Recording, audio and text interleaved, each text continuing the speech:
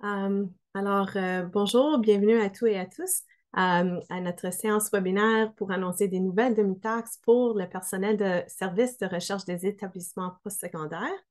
Je me présente Amanda Rossi, je suis la directrice en développement d'affaires et opérations. Aujourd'hui, je vais animer le webinaire et mes collègues Juliane et Rosalie, des spécialistes seniors de notre département de programmes et compétences, et Jérôme Cabana, de conseiller senior de développement d'affaires, vont présenter les mises à jour. Donc, l'ordre du jour, premièrement, on vous souhaite la bienvenue. Euh, Par la suite, des nouvelles de notre équipe de programmes et compétences. On va passer avec une session de questions-réponses pour les nouvelles programmes et compétences. Et par la suite, Jérôme va faire une démonstration de notre nouveau portail d'inscription et de demande pour accélération. Vous allez avoir la chance aussi de demander des questions au sujet de le portail. Euh, et on vous demande aussi d'utiliser la fonction pour les questions-réponses, pas le chat, mais le question-réponse pour demander des questions écrites, et nous allons vous répondre euh, euh, dans ce fenêtre. Et on va, après ça, fermer le webinaire avec quelques annonces à quoi, ce qui va suivre dans les prochaines étapes.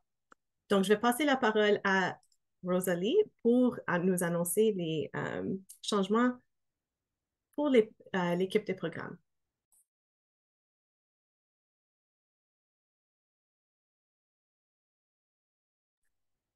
Rosalie, tu es en mute.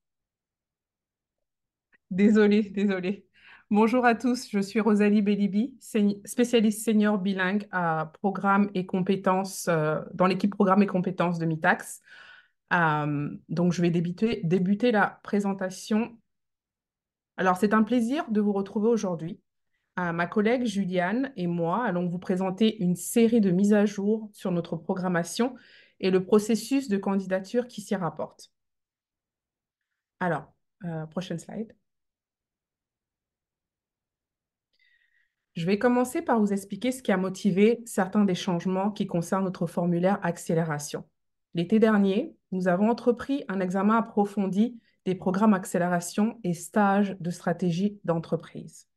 Pour réaliser cet examen, nous avons constitué des équipes interdépartementales composées d'experts à MITAX. Ça inclut nos conseillers et conseillères de MITAX et d'autres départements tels que Grant et d'autres, pour examiner les domaines différents que nous avons identifiés comme pouvant être améliorés en termes de programmation. L'une d'entre elles concernait plus particulièrement le contenu des applications. Donc, nos équipes ont donc formulé une série de recommandations sur les améliorations que nous pourrions apporter. Donc, des questions liées au contenu telles que de savoir si les formulaires collectaient vraiment tous les renseignements pertinents et nécessaires, ou encore si les renseignements demandés étaient encore utiles ou ils pouvaient être supprimés. Donc, bien évidemment, on avait à cœur l'expérience de nos clients. Celle-ci était au centre des préoccupations. Donc, on voulait améliorer la facilité d'utilisation et que que nos clients puissent avoir une expérience d'utilisation positive. Alors, prochaine slide. Alors, le premier changement dont je vais vous parler, c'est l'ajout d'une question supplémentaire dans la section contexte du projet. Donc, nous demandons aux candidats d'énoncer dans cette section une définition explicite du problème ou de la question de recherche du projet. Au cours de la révision de celle-ci, nous nous sommes basés sur plusieurs années de données d'enquête de sortie auprès des stagiaires accélération, des superviseurs universitaires et des partenaires. Et nous avons noté plusieurs tendances. L'une d'entre elles était une forte corrélation entre la satisfaction du projet à travers les groupes de parties prenantes et l'articulation claire du problème de recherche centrale du projet. Bien que cet aspect puisse souvent être déduit à la candidature globale. Le fait d'exiger des candidats qui le précisent clairement élimine tout manque de communication ou toute ambiguïté. Et c'est également très utile pour les évaluateurs externes qui peuvent avoir du mal à discerner cet élément central pour certaines candidatures. On constate également que la limite de mots pour cette question, comme vous pouvez le voir, maximum de 50 mots, est réduite. Cela permet de garantir que le problème ou question de recherche soit affiné à une description concise et de reconnaître que cela représente une attention supplémentaire de la part des candidats, mais à faible effort. Prochaine slide. OK. Outre l'ajout de cette question sur le problème de recherche, je vais vous expliquer comment nous avons simplifié le processus. Donc, nous avons supprimé tout d'abord la question relative aux avantages pour la personne, pour les stagiaires en fait. Car pour la grande majorité des candidatures, cette information est clairement communiquée dans d'autres sections de la demande, telles que celle décrivant les résultats attendus, l'interaction des partenaires et les avantages pour le Canada ou la société en général. Par la suite, nous avons également simplifié la section du formulaire consacrée à l'interaction virtuelle, en fait, avec l'organisation partenaire. On voulait en fait permettre un soutien formel aux interactions virtuelles avec l'organisation partenaire, que ce soit parce que, par exemple, les groupes universitaires et partenaires ne sont pas géographiquement proches et ou que les groupes universitaires ou partenaires travaillent principalement à distance. Donc, nous avons donc éliminé la nécessité pour les candidats de décrire le pourcentage de temps d'interaction du stagiaire avec les groupes universitaires et organisations partenaires, et nous nous sommes plutôt concentrés sur les instructions qui demandent aux candidats de garantir une expérience de stage de qualité avec le partenaire indépendamment de la présence physique du stagiaire dans les locaux du partenaire et de la proportion du temps de travail directement avec ou au sein de l'organisation partenaire. Enfin, nous avons simplifié la question relation avec les projets MITAX passés présents en utilisant un nouveau format, oui, non, pour s'assurer que tous les candidats la remplissent et en exigeant des commentaires supplémentaires uniquement s'il existe un lien distinct avec des travaux passés et en cours. Prochaine slide. Enfin, nous avons révisé le guide de rédaction de votre proposition d'accélération pour nous assurer qu'il correspond à la version mise à jour de notre modèle de candidature et de simplifier, voire améliorer les instructions dans la mesure du possible. Voici quelques captures d'écran du guide de la page 9, en fait. Notre guide était un peu vieux, donc nous voulions vraiment être plus clairs sur nos attentes et communiquer plus clairement nos exigences. Bien évidemment, ce guide est inclus dans le dossier de candidature que vous pouvez télécharger sur notre site Internet. Je vais également souligner à un moment l'inclusion de notre nouvelle image de marque tout au long de cette présentation et dans tous nos nouveaux documents de candidature. Nous espérons que vous apprécierez cette mise à jour autant que notre personnel. Je vais passer la parole à ma collègue Juliane. Merci Rosalie et bonjour à tous et à toutes. Donc, je m'appelle Julienne, comme Rosalie. Je suis spécialiste senior dans le département des programmes et compétences. Et moi, je vais vous en parler de certaines modifications et améliorations. Donc, une autre amélioration que nous avons apportée, à savoir, merci pour le prochain slide, c'est l'élargissement de l'admissibilité aux personnes inscrites à d'autres programmes universitaires. Donc, c'est suite à une recommandation initiale de notre évaluation, accélération et SSE qu'on a fait l'année dernière. C'est élargir l'admissibilité des programmes à accélération et SSE aux personnes inscrites à tout type de programme universitaire, donc y compris les certificats, diplômes, DESS, etc. Donc, justement pour rendre ces programmes plus accessibles dans le milieu postsecondaire.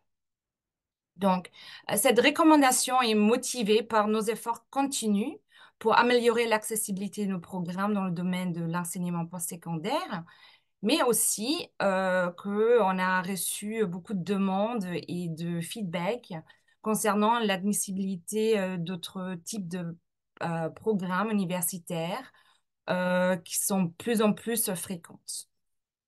Donc, il est important à noter que cet élargissement de l'admissibilité est laissé à la discrétion de votre établissement.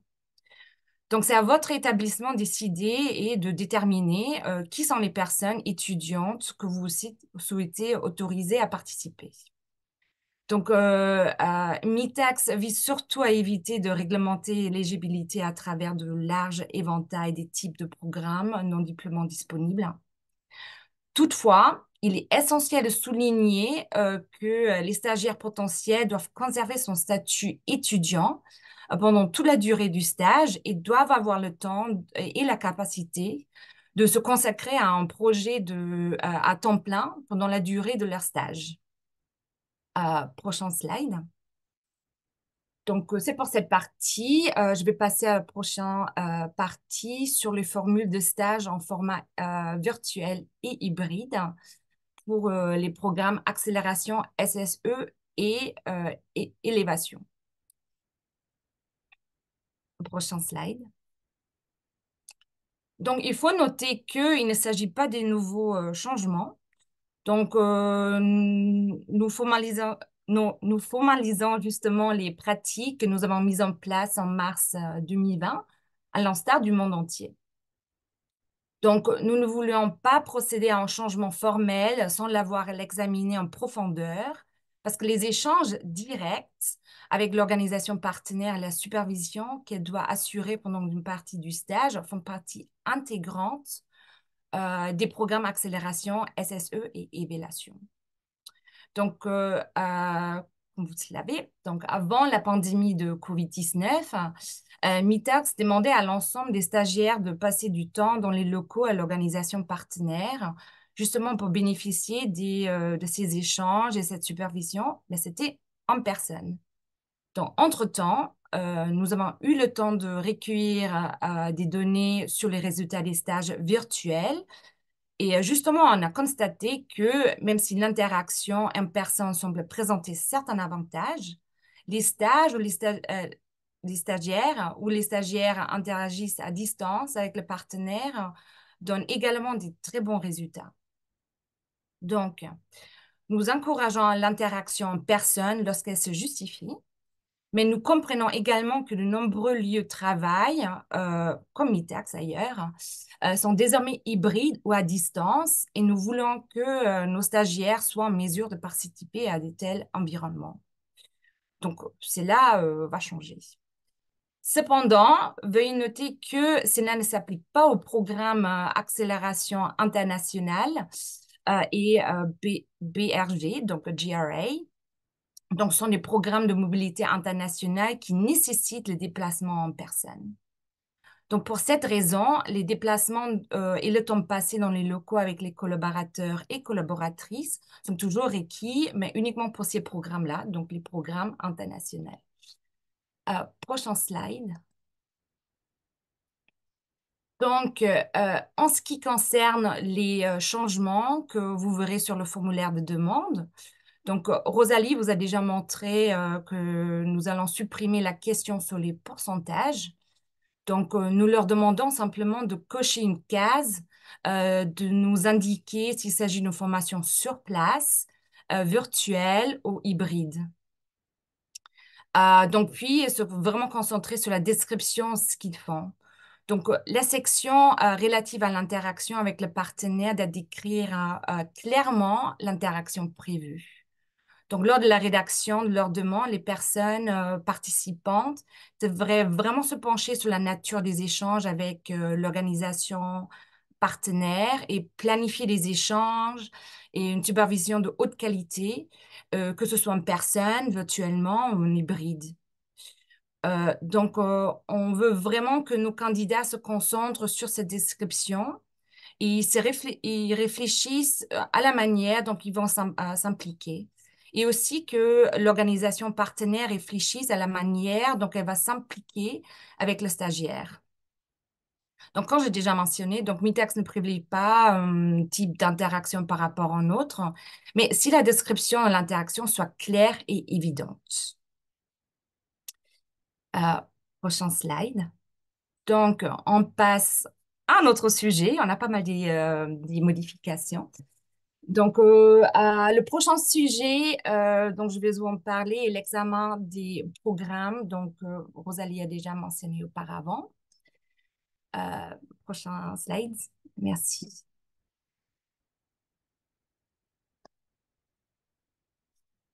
Donc, l'une des choses que nous avons faites l'année dernière lors de l'évaluation des programmes était de rechercher des possibilités de simplification. Donc, c'est de réduire la confusion et d'améliorer l'expérience des utilisateurs dans les domaines de l'accélération SSE. Donc, il faut noter que ce sont principalement des changements pour le programme accélération. Prochain slide. Merci. Donc, l'un des aspects de cette évaluation a été la suppression de l'exigence du CV pour les stagiaires d'accélération. Donc, à compter de l'automne 2024, nous exigeons plus que les CV pour les stagiaires soient inclus dans les demandes d'accélération standard. Donc, cette décision est conforme à celle de SSE, qui n'exige pas de CV pour les stagiaires. Donc, ce changement permettra donc d'harmoniser les exigences et pour les deux programmes. Les renseignements relatifs à l'admissibilité collectée dans les CV et des stagiaires figurent déjà dans le formulaire de demande. Donc, ainsi, ce changement facilitera la tâche aux personnes présentant une demande tout en fournissant suffisamment de renseignements pour l'évaluation. Par contre, ce qui va changer, c'est à compter de l'automne 2024, nous demandons à professeur superviseur principal ou à la professeure superviseur principal de fournir un CV, donc quelle que soit la taille du projet. Donc, c'est pour simplifier la règle, pour harmoniser les exigences, quelle que soit la taille du projet. Donc, permettra de réduire la confusion pour les personnes présentant une demande et de fournir les mêmes renseignements à l'équipe d'évaluation. Donc, vous l'avez auparavant, nous demandons uniquement si le projet comportait au moins 6 stages. Il faut dire que ces changements seront mis en œuvre dans nos applications à l'automne. Nous nous tiendrons donc au courant lorsque celles-ci sont mises en ligne. Donc, pour l'instant, c'est le statu quo. Prochain slide. Voilà. Donc, le prochain est également prévu pour l'automne. Pareil, on n'a pas encore une date précise, mais il s'agit d'une autre simplification, donc simplifier nos modèles de financement. Donc, nous avons pris la décision dans notre évaluation de supprimer le modèle de financement par grappe de programme accélération, ainsi que les bourses de master et doctorat qui, justement, utilisent ce programme, ce modèle.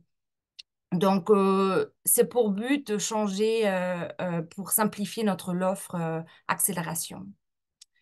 Pour contexte, donc, ce modèle a été conçu pour encourager les projets de plus grande envergure à une époque où 6 unités représentaient un projet de grande envergure.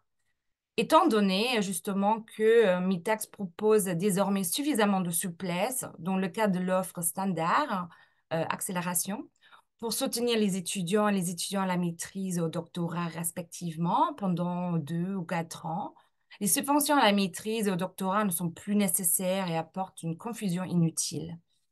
Et le modèle de financement en grappe n'est plus adapté à la conjoncture actuelle et offre une subvention d'une valeur plus faible avec un montant très bizarre de 13 333 $ par stage.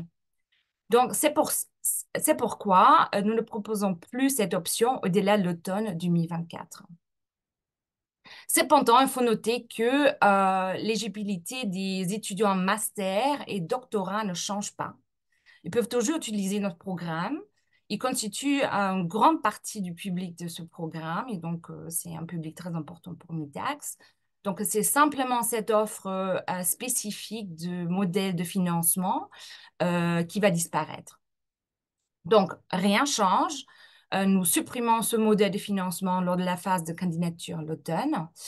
Les demandes soumises ou approuvées dans le cadre de ce modèle de subvention de recherche ou de financement en grappe seront honorées jusqu'à la fin des projets.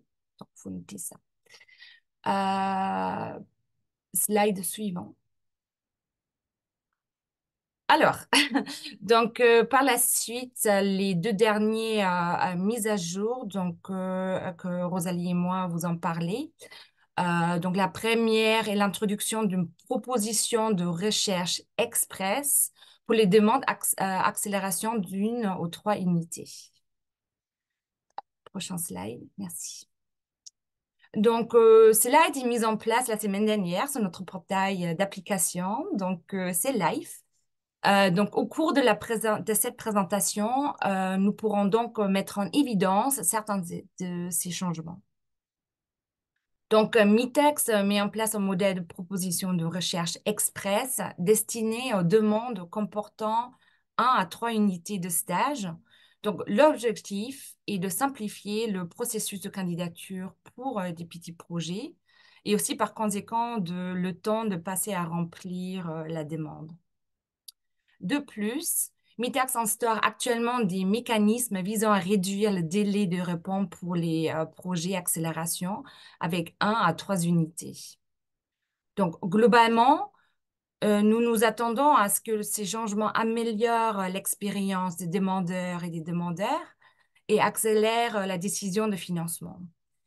Donc, qu'on a des décisions plus rapides sur le financement. Prochain slide. Merci. Donc, pour vous donner un aperçu, donc, nous allons parcourir l'ensemble, la proposition de recherche express à accélération. Donc, cette première section ici est le résumé du stage. Donc, comme vous pouvez le voir, cette section a été simplifiée par rapport au modèle de candidature standard. Donc, par exemple, donc étant donné la taille du projet ne dépasse pas 3 emplois, les candidats peuvent nommer jusqu'à 3 stagiaires différents sur le projet. Donc, ils peuvent être nommés stagiaires ou ce qu'on appelle en anglais les TBD. Donc, c'est à déterminer ou voilà. Puis, les stagiaires et les candidats devront indiquer leur niveau académique. Puis, il faut noter le nombre des unités et des stages qu'ils effectueront pendant la durée du stage.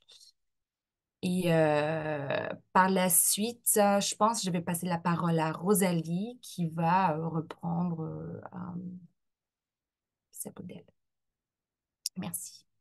Alors, dans cette section de la description de la recherche proposée, nous avons également apporté quelques changements pour simplifier les choses, en fait. Donc, dans l'encadré vert, Amanda? Dans l'encadré vert, nous avons simplifié la section de résumé du projet en supprimant toutes les sections répétitives. Donc, dans cette section, nous demandons au candidat d'énoncer la question de recherche à laquelle le projet répondra, de décrire les principales activités de l'organisation partenaire et tout défi que le partenaire espère résoudre par le biais du projet. Ensuite, dans l'encadré bleu, la section plan de projet est également nouvelle. Dans cette section, les candidats décriront les objectifs, les méthodologies et les résultats attendus du projet. Prochaine slide. Comme nous l'avons souligné dans la présentation du modèle de proposition standard, la section relations avec les projets Mitax passés, présents a été mise à jour pour garantir la clarté. Durant la démonstration sur notre portail de candidature, dont mon collègue Jérôme indiquera donc les endroits où la mise à jour a été effectuée pour permettre aux candidats d'accéder à ce processus express. Mais dans l'ensemble, le modèle de proposition de recherche express est plus court. Nous espérons que cela simplifiera le processus pour les candidats et améliorera leur expérience. Enfin, je vais vous expliquer comment nous comptons simplifier le processus de candidature et élévation. Prochaine slide. Pour vous donner un peu de contexte, il y a quelques années, précisément en 2022, Mitacs a procédé à une évaluation complète de nos offres pour les chercheurs et chercheuses au postdoctorat. Et il a été déterminé que le programme élévation devrait être simplifié afin d'améliorer l'expérience de l'utilisateur au cours du processus de candidature. Les objectifs d'élévation et d'accélération sont donc très similaires. Les projets sont très similaires dans leur structure. Ils travaillent avec une organisation partenaire non universitaire et en raison de ces similitudes, il n'y a pas beaucoup de différence entre les deux programmes. Donc, nous cherchons donc un moyen de simplifier, d'améliorer et de supprimer certaines des exigences qui peuvent entraver l'expérience de candidature des clients. Prochaine, ouais, si, parfait. Pour vous donner encore un petit peu de contexte sur la manière dont nous y prendrons, nous y prendrons pour atteindre nos objectifs, nous visons à intégrer l'application élévation dans le portail accélération, en fait. Donc, une des premières choses, c'est que les chercheurs et les chercheuses au postdoctorat, les professeurs superviseurs et les collaborateurs, collaboratrices peuvent présenter une demande de financement élévation en utilisant le même portail que pour accélération, ce qui simplifiera le processus. Ces changements ne sont pas encore en vigueur en ce moment. Ensuite, nous n'exigerons plus de l'aide de soutien. Les stagiaires élévation peuvent participer au cours de perfectionnement de Mitacs s'ils le souhaitent. Il n'y a plus d'obligation. Les professeurs superviseurs et leurs collaborateurs, collaboratrices peuvent obtenir le financement postdoctoral élévation à une demande accélération plus large qui offrira la flexibilité nécessaire aux collaborations. Ensuite, les professeurs superviseurs et leurs collaborateurs, collaboratrices pourront obtenir un financement élévation auprès des chercheurs postdoctoraux sans avoir à désigner de chercheurs ou chercheuses au postdoctorat, ce qui permettra aux professeurs de planifier à l'avance et de recruter des talents hautement qualifiés grâce au financement déjà obtenu. Enfin, nous autoriserons les changements de stagiaires élévation en cours de projet si nécessaire. Donc, nous travaillons à la mise en œuvre de ces changements et nous prévoyons de lancer le nouveau processus de demande à l'automne 2024.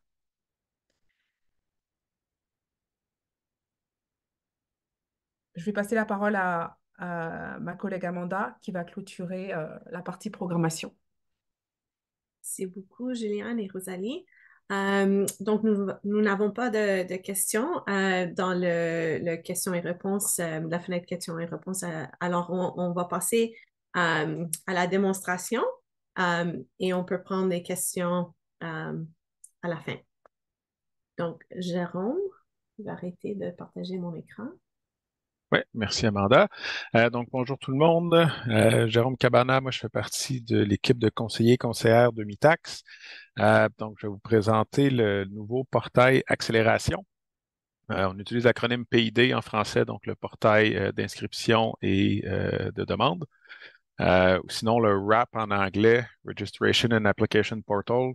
En bon franglais, ça se peut que je change de langue pour des acronymes sans m'en rendre compte. Donc, on parle d'un nouveau portail. Par contre, ce n'est pas nouveau chez Mitacs d'utiliser un portail pour le dépôt de demandes. Si vous êtes déjà familier avec les bourses de recherche GlobalLink, on a lancé un portail au mois d'octobre pour ces demandes-là. Et si on recule encore d'il y a plusieurs années, là, on a un portail qui est utilisé déjà pour le programme de stage de stratégie d'entreprise ainsi que pour le programme Élévation. Donc, c'est 3 portails en ce moment maintenant chez Mitacs. Initialement, Accélération aurait dû être sur le premier portail qui a été lancé. Il y avait des défis techniques, technologiques dus à la complexité du programme. Donc, il y a plusieurs variantes d'accélération. C'est pas pour rien que le chantier a été lancé pour simplifier le programme aussi, mais ça nécessitait des infrastructures technologiques là, plus adaptées pour le programme. Donc, on est de retour avec Accélération, avec son propre portail. Par contre, l'interface visuelle, si vous êtes déjà familier avec les autres portails Mitax, ben, c'est la même. Donc, la façade est la même. C'est vraiment derrière la façade là, où les choses changent. Donc, je vais partager mon écran. On va faire un survol de l'expérience utilisateur là, sur le portail pour que vous soyez bien au courant des différentes étapes à travers lesquelles les participants vont passer dans le but de déposer les demandes, puis comment ces demandes-là vont se rendre finalement au bureau de la recherche là, pour aller chercher votre approbation aussi. Puis en même temps, ben, ça va nous permettre de voir les avantages d'utiliser ce portail-là plutôt que les documents Word habituels ou qu'on appelle nous les documents papier, même si c'est du papier numérique, là. Donc, je vais débuter le partage.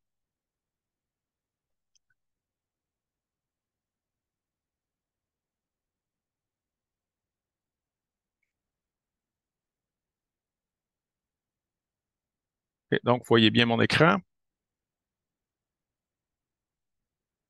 Oui, parfait.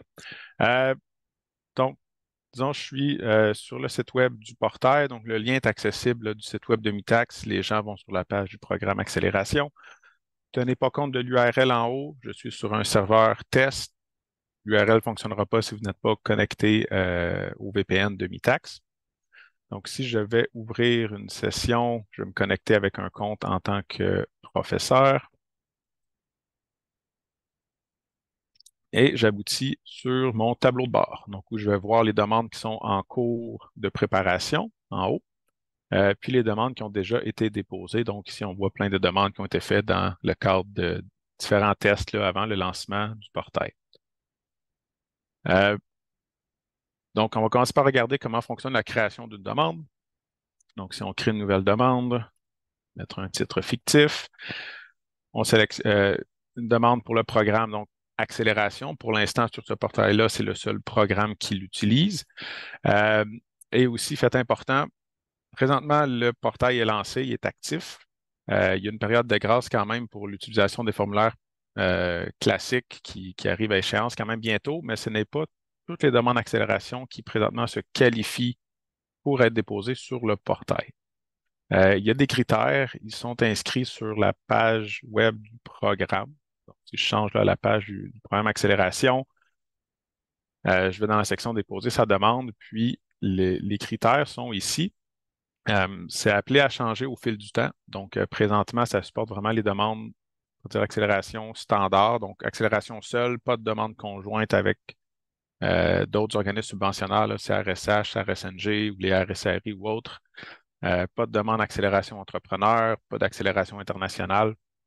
Donc, on veut des demandes quand même assez simples pour l'instant. Mais c'est appelé à changer progressivement. Là, au fil des mois, on va ajouter les nouvelles variantes d'accélération pour que ça puisse passer par le portail. Au moment de la création de la demande, on doit s'identifier dans un des trois rôles de participants, donc professeur, stagiaire ou organisme partenaire. Donc, un autre point important, le personnel de soutien, les professionnels de recherche ne peuvent pas créer la demande eux-mêmes avec leur propre profil.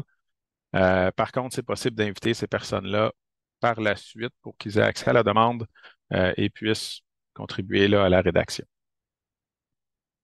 Il faut aussi toujours identifier un ou une conseillère Mitax au moment de la création de la demande. Donc, nous, on reçoit une notification qu'une demande a été créée. On peut faire le suivi nécessaire. Puis, on va toujours avoir l'accès éditeur par défaut aussi. Là, donc, on peut aider avec certaines parties de la demande comme on a toujours l'habitude de le faire. Donc, je vais m'ajouter ici. Taille la demande, donc ça va donner une information, entre autres, sur les délais d'évaluation. Donc, les nouvelles demandes express, l'évaluation va être plus rapide. C'est reflété là, dans la petite description qui est ici. Puis, différentes questions à lire attentivement, contrairement à ce que je fais, et s'assurer que le projet va respecter les critères d'admissibilité. Puis, une fois qu'on crée la demande, on tombe dans le profil des participants. Donc là, on rentre nos informations, institutions académiques et autres coordonnées. Puis Puis évidemment, un des avantages d'utiliser un portail, c'est que toute cette information-là numérique va pouvoir être importée directement dans notre système de gestion des subventions. Donc, au niveau du traitement des demandes, il y a quand même beaucoup d'informations qui est demandée. Donc, tout ce qui est détail des participants, à l'onglet propositions qu'on peut voir ici, les résumés de la recherche, les suggestions d'évaluateurs, le budget aussi, on va y revenir plus tard. Donc, tout ça est importé directement. Donc, beaucoup de temps sauvé au niveau de la saisie de données. Donc, c'est sûr que l'objectif, au final, c'est d'accélérer le traitement des demandes autant que possible. Mais aussi, il y a des vérifications qui vont être faites, s'assurer qu'il n'y a, par exemple, pas de champs sont laissés vides, qu'il n'y a pas d'erreur dans le formulaire, que ça respecte les règles. Donc, pour éviter qu'on ait à retourner des demandes aux participants après le dépôt parce que peut-être qu'ils ont oublié de remplir la case codifiant de l'organisme partenaire. Toujours fâchant de perdre quelques jours dans le traitement des demandes pour une information comme ça qui peut être oubliée. Donc, à l'onglet participants, bien, ensuite, on peut inviter les autres personnes, donc l'organisation partenaire, des stagiaires s'ils sont déjà connus pour le projet, et d'autres personnes collaboratrices à la demande. C'est là où moi j'apparais, les conseillers MITAX. On peut inviter d'autres personnes aussi. Donc, les collaborateurs, collaboratrices ici, c'est des gens qui n'auront pas à signer la demande, qui n'ont pas de rôle de supervision dans la demande. Donc, lorsqu'il s'agit de co-superviseurs, côté académique, il faut plutôt vraiment les ajouter dans la section là, des professeurs superviseurs. Je vais retourner au tableau de bord. J'ai d'autres demandes qui étaient plus avancées là, dans le montage pour voir d'autres fonctionnalités. Donc, si j'ouvre la demande ici, donc demande plus grande ici, bon, il y a un professeur, 2 organisations partenaires, un stagiaire qui est nommé. La proposition est pas mal toute remplie. Portez pas trop attention là, au contenu des cases. Mais à l'onglet proposition, c'est possible ici de venir télécharger le document modèle de proposition de recherche. Donc, la partie description du projet de recherche, on utilise encore le document Word. Donc, tout ce qui a été montré dans la première moitié de la présentation, bien, en fait, ça se reflète dans les modèles de documents là, qu'on peut télécharger ici, que ce soit le modèle pour la proposition express, donc 3 unités de stage et moins, ou le document standard. Donc, les gens qui vont faire des demandes devraient toujours techniquement utiliser le document le plus à jour parce qu'ils devraient techniquement le télécharger au moment où ils ont créé leur demande et non pas aller utiliser un vieux document qu'ils ont sur leur ordinateur. Puis pour cette partie-là, ben, on utilise encore le document Word pour offrir quand même un maximum de flexibilité. Donc, s'ils veulent ajouter des images dans leur description de projet de recherche, utiliser un diagramme de Gantt pour le calendrier de travail ou peut-être utiliser un logiciel de gestion des références pour leur petite revue de littérature et bibliographie, ben, ça leur permet encore de faire ça. Au niveau des déclarations, donc ici, c'est les mêmes questions qu'il y avait déjà dans les formulaires papier avec lesquels vous êtes familières. Par contre, c'est des champs dynamiques. Donc, s'ils répondent oui à des questions, ben, ils vont avoir de l'espace supplémentaire pour répondre, donner des détails supplémentaires.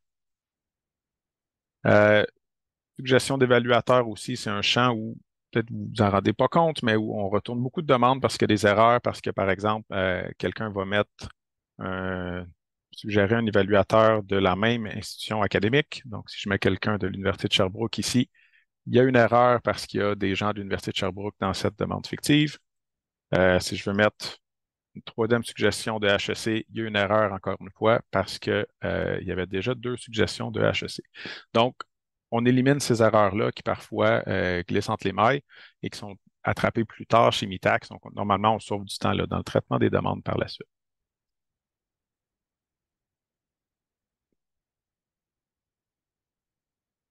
Si je passe ensuite au budget et calendrier de stage, donc ici, on voit un budget pré-rempli là, avec plusieurs différents stagiaires, la majorité à recruter, donc ils ont l'acronyme TBD qui est ajouté automatiquement lorsque c'est des stagiaires qui ne sont pas identifiés, puis un stagiaire nommé.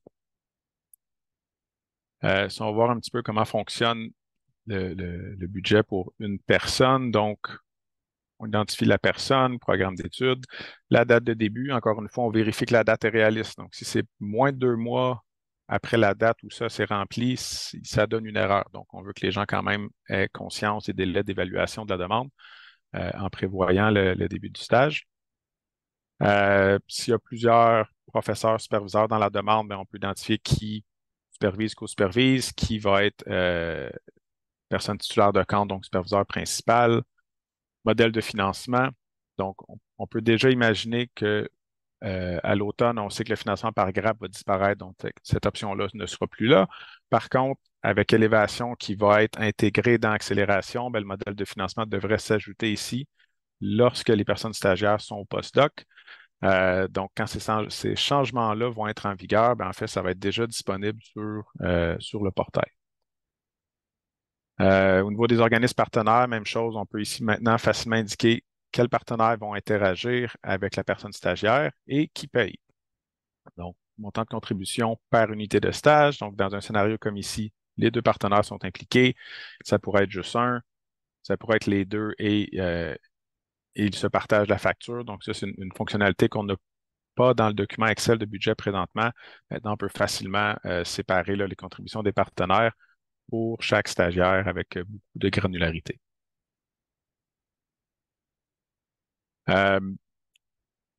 Puis une autre chose que je vais montrer pour le budget, donc les contributions des partenaires vont se remplir automatiquement au fur et à mesure que les stages sont ajoutés ici. Par contre, s'ils veulent travailler dans l'ordre inverse, donc si l'organisme partenaire numéro 2 finalement a réussi à obtenir 5 000 $ pour le projet, donc ils veulent mettre 5 000 $, on va être averti que bon, il y a un écart de 5 000 qui n'est pas distribué.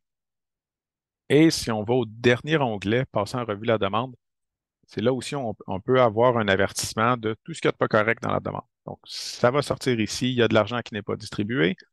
Et pour cette organisation partenaire-là, il nous manque l'information de facturation. Parce que le partenaire ne pensait pas payer initialement, on n'avait pas demandé les détails de facturation. Finalement, ils ont un petit peu d'argent pour le projet, bien, on a besoin de savoir à qui on envoie la facture. Donc, encore une fois, c'est le genre de petits détails qui va faire en sorte que quand les demandes vont être déposées, c'est parce qu'elles sont bien complètes et on ne va pas avoir à revenir en arrière aux participants pour aller chercher l'information supplémentaire, donc toujours dans le but d'optimiser le traitement des demandes. Donc, si maintenant la demande est complète, on peut passer à l'étape des signatures. Donc, comment marchent les signatures et l'approbation des demandes sur le portail? Donc, une fois que c'est complet, n'importe qui peut lancer le processus de demande d'approbation. Donc, je le lance ici en tant que professeur. Donc, on voit que la demande ici a changé d'état. On est rendu prêt pour l'approbation. Je peux aller faire mon approbation.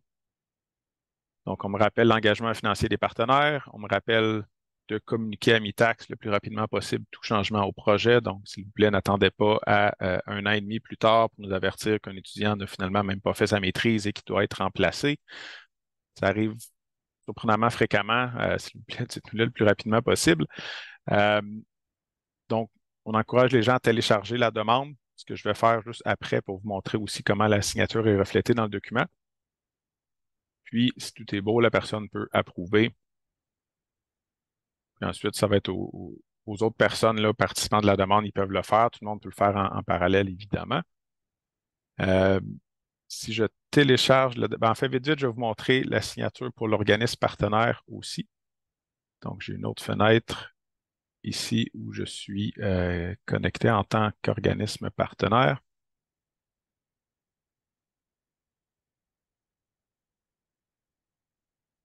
Je vais faire mon approbation également. Puis, au moment de l'approbation, le calendrier de facturation prévu en fonction du calendrier de stage là, va être donné aux partenaires. Donc, ils ont cette information-là ici.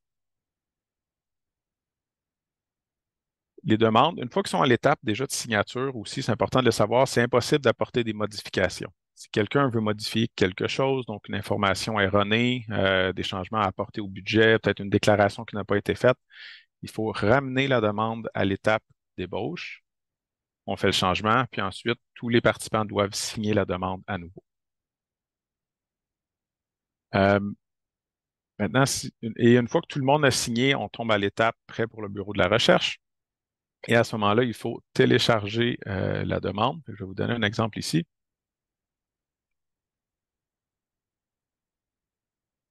Donc, le téléchargement est relativement lent. En fait, c'est parce que le système génère un PDF à partir du contenu qu'il y a sur le portail, en plus de le télécharger.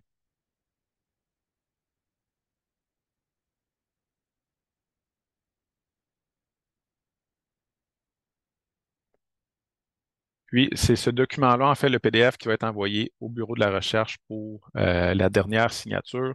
Donc là, selon les institutions académiques, parfois c'est les conseillers MITAX qui vont l'envoyer, parfois ça vient des professeurs. Donc, ces documents ici que vous allez recevoir, ça va ressembler beaucoup à ce que vous recevez pour les demandes de stage de stratégie d'entreprise ou les demandes d'élévation. Donc, on va voir, bon, au début, c'est plus un résumé du projet, résumé du budget.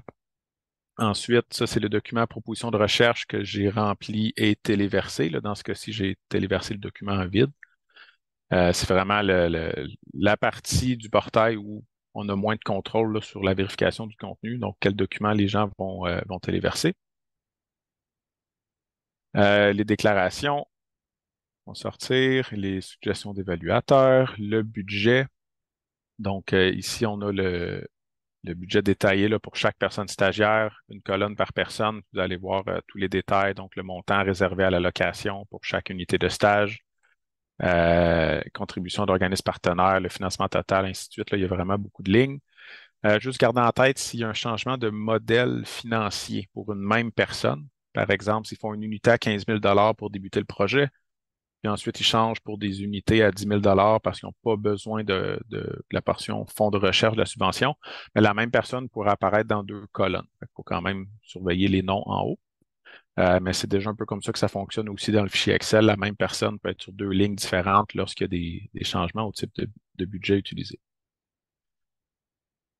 Ensuite, les détails des participants. Donc, pour chaque stagiaire identifié, ils vont avoir leur partie. Ici, il y en avait une seule personne identifiée dans le projet, professeur superviseur, les organismes partenaires. Donc, ici, il y en a deux, un à la suite de l'autre. Puis la section des CV et s'il y avait eu des réponses oui aux questions relatives aux déclarations de conflit d'intérêt, ça aurait aussi, les formulaires auraient été ajoutés ici. Puis finalement, on arrive vraiment aux signatures. Donc, comment on sait si c'est signé ou non? Pour les personnes qui n'ont pas signé, ça va être en attente d'approbation. Et pour les personnes qui ont signé, ça va être écrit l'approbation terminée. Donc, normalement, le bureau de la recherche devrait recevoir une copie où l'approbation est terminée pour tout le monde. Puis, la signature du bureau de la recherche se fait sur la toute dernière page du document. Bon, ici, ça parle de stylo à l'encre lourde. Signature numérique est correcte, là, comme d'habitude. Donc, certificat numérique, image d'une signature. Donc, tous les moyens sont bons tant que c'est pas juste tapé à l'ordinateur.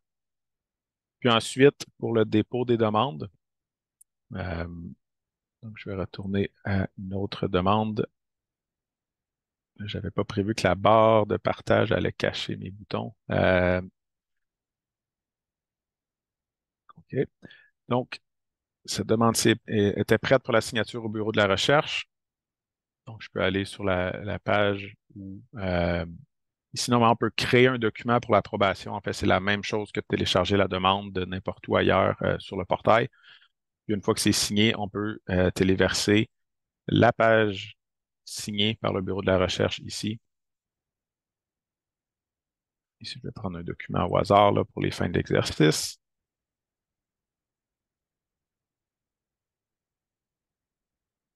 Puis maintenant, si on retélécharge la demande à ce stade-ci, la page signée va être ajoutée à la toute fin. S'il y a plusieurs institutions académiques dans une même demande, il va y avoir une ligne pour chaque institution académique, chaque institution d'attache des professeurs de la demande. Donc, c'est possible d'aller téléverser une page de signature pour chacune des institutions académiques. Puis ici, la demande serait complète, donc on pourrait procéder avec la soumission de la demande. Donc, on arrive à l'écran final, puis si je clique déposer ici, la demande va être déposée. Chose que je ne ferai pas pour garder cette demande fictive active, parce qu'une fois que c'est déposé, on ne peut plus retourner en arrière. Par contre, avant le dépôt, on peut toujours la ramener au mode ébauche, aller faire des modifications, puis refaire signer les participants. Donc, ça complète la présentation pour le portail. Donc, ça complète ma partie de la présentation. Je pense qu'il nous reste encore un petit peu de temps pour des questions. Donc, n'hésitez pas là, à utiliser soit la fonction question-réponse Q&A dans Zoom. Sinon, je crois que vous pouvez lever la main et on pourra vous donner le droit de parole là, si vous voulez utiliser le micro. Merci, Jérôme. On a une question dans le chat.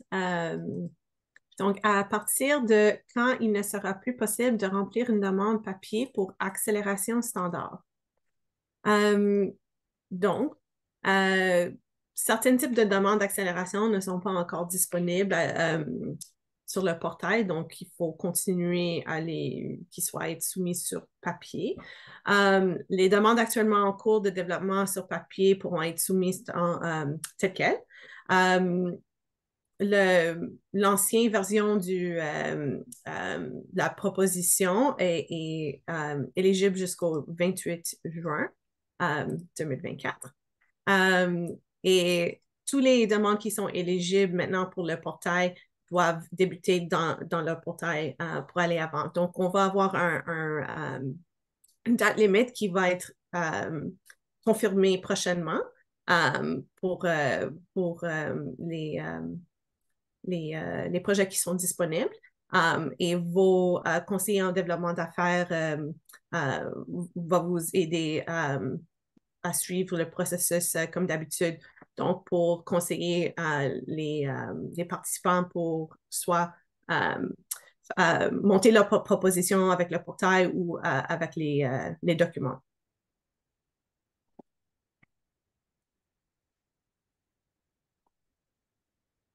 On a quelques autres questions. Est-ce que les BDR peuvent voir les demandes en préparation de leurs chercheurs dans le portail Mitacs? Jérôme? Oui, donc présentement, cette fonction-là n'est pas intégrée de façon systématique. Une façon non officielle de le faire, ce serait de toujours demander au professeur, peut-être par l'entremise des conseillers Mitacs, d'ajouter quelqu'un du bureau de la recherche dans la liste des participants, collaborateurs, collaboratrices à la demande, donc les personnes là, non signataires. Ça vous permettrait de les voir. Par contre, par expérience personnelle, vous ne voulez pas être ajouté dès qu'une demande est créée, parce qu'il y a quand même des demandes qui restent fantômes sur le portail, puis on est vite inondé là, de nouvelles demandes. Mais ce serait possible quand même. Si vous voulez les voir sur le portail d'avance, vous pouvez demander à être ajouté de cette façon-là. À plus long terme, c'est sûr qu'il y a une volonté que les bureaux de la recherche puissent approuver, signer les demandes directement sur le portail, mais ça va être via la création d'un statut unique là, pour les bureaux de la recherche. Donc, c'est pas pour tout de suite. Là. Présentement, on se concentre sur ajouter un maximum de fonctionnalités pour que toutes les demandes d'accélération éventuellement passent par le portail. Puis là, ensuite, je pense qu'on va penser à ajouter d'autres fonctionnalités qui sont plus des améliorations de qualité de vie là, sur le portail. Merci, Jérôme. Donc, une question qui suit un peu qu'est-ce que tu viens de ta réponse. Est-ce que le portail sera utilisé pour les demandes conjointes CRSNG Mitacs? Éventuellement, ça va être pour toutes les demandes d'accélération. En ce moment, non. Donc, ça nécessite d'autres développements sur le portail. Entre autres, il faudrait ne pas demander les suggestions d'évaluateurs. Il y a quelques autres changements qu'il faudra apporter sur le portail. Donc, c'est des choses qui vont être développées au fil du temps. La meilleure façon de savoir où une demande doit être déposée, je réfère vraiment au site web. Là, donc, allez au mitacs.ca, programme accélération, déposer sa demande. Vous allez voir les critères d'admissibilité à cet endroit-là. Donc, un jour, les demandes SNG Alliance vont passer par le portail, mais ce n'est pas pour tout de suite. Merci. Et une dernière question au sujet du portail. Il y a donc 2 portails différents pour accélération et SSE. Prévoyez-vous de les harmoniser sous un seul portail? Oui, c'est sûr que donc, les portails sont très similaires visuellement, mais l'architecture derrière est quand même différente. C'est sûr qu'éventuellement, ce serait un seul point de contact pour tout le monde qui veut déposer une demande Mitacs. Donc, ils vont sur le site web de dépôt de demande, choisit n'importe lequel des programmes qui va être actif, il va pouvoir déposer sa demande. Euh, Sauf que pour l'instant, on va être obligé de vivre avec les deux, même trois portails différents si on compte celui pour les bourses de recherche GlobalLink. Mais oui, à plus long terme, tout va être migré vers l'architecture du portail accélération, qui est la plus moderne. Mais encore là, on n'a vraiment pas de date à donner pour quand ça va être fait. Merci, Jérôme. Alors, on a un main levé là, c'est Marianne. Tu devrais être capable de mettre... Faut peut-être enlever le mute nous-mêmes.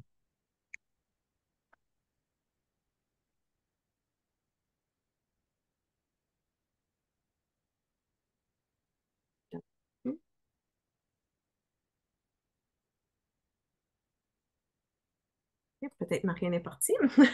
Peut-être juste un autre moment pour voir s'il y a d'autres questions pour rentrer.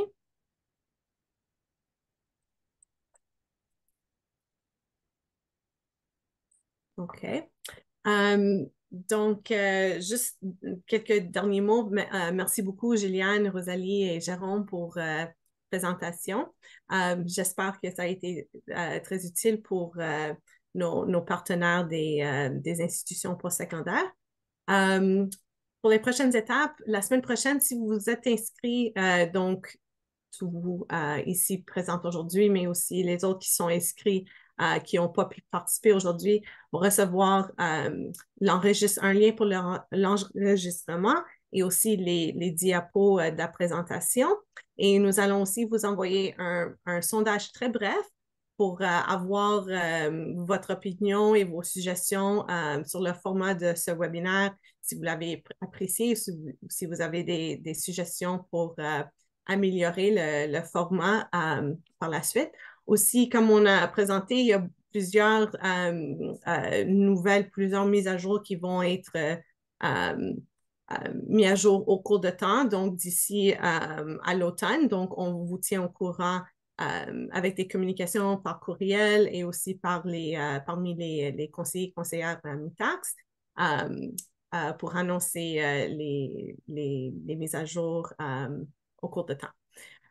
Donc, merci encore pour votre présence aujourd'hui. J'espère que ça a été très utile et informatif pour vous et on attendez à avoir une communication de MITAX la semaine prochaine. Merci.